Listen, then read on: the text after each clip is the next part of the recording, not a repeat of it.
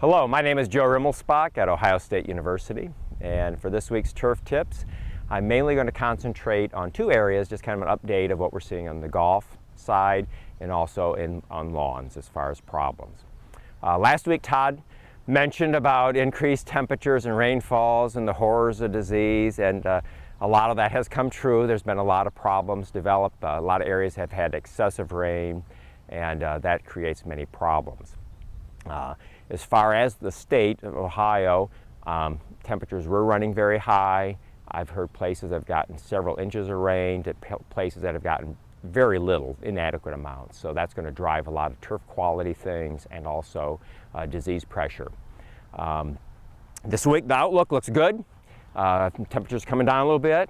And so all of you people out there that are managing these cool season grasses, this is kind of another little window of opportunity to kind of regrain some ground and to maintain turf to the quality you want.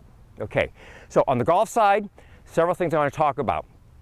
First of all, we're having questions on algae. And this site right here, we have some algae. Brian has some close-ups of it. And algae is kind of driven by mainly three factors when you have this on greens. The three are stand density, water conditions, and then your chemical program. Many people, we're seeing some cases now where the stand has thinned. This can be from things like aggressive mowing to maintain speeds, possibly shade conditions, use of plant growth regulators, things of this nature. So remember, algae, I'm going to kind of make it the analogy, it's like a weed. So if you open the stand up, it's going to have an opportunity there to advance and to grow in those areas. The second thing is then water issues, which are quite variable. In this case here, we have a sprinkler head probably that's putting out excessive water. If you have poor drainage, shade, any of those issues, that's going to favor the growth of algae. And then chemically, if you were not on a preventative program, like many of these factors or weeds or diseases, if it gets a foothold, you're going to have a harder time reining it in now. You have to have more applications, higher rates, and you have to favor the turf to grow thicker and denser to recover from this. Okay, so that's algae. The next thing is we've had, again, related to water issues, we've had several cases of black layer in greens. So we've had deteriorating roots and problems in this area. Another situation that we're getting into is what I call the unknown. These mysterious patterns we're seeing on greens. A lot of it, it has no clear infectious disease problem. And so we look for environmental factors, maintenance factors, interaction of those, wear on the turf, et cetera, as being the main causes of those. We had our first case of confirmed nematode counts on a green. We had high counts of ring nematode. And in that case, the patterns on the green were kind of an irregular chlorotic condition. And I'll give Brian some pictures of this to upload. Also, if you compared the root depth in these areas versus unaffected or nice green areas on the green, there definitely was a difference in root length.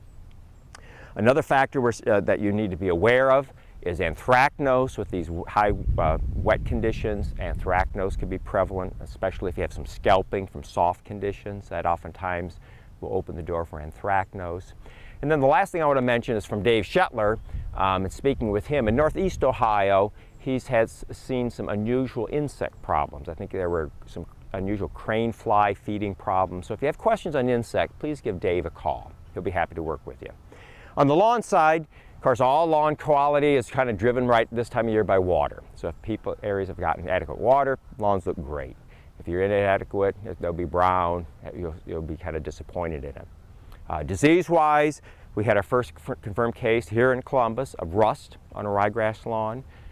So if you have cases of lawns where you don't want rust or they're prone to it, you need to really beef up your maintenance with water fertility to have a healthy stand of turf.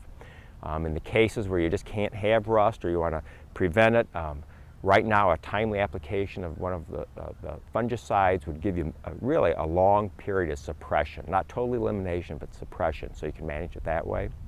You can check our website for details on what products, et cetera, and the labels on that one.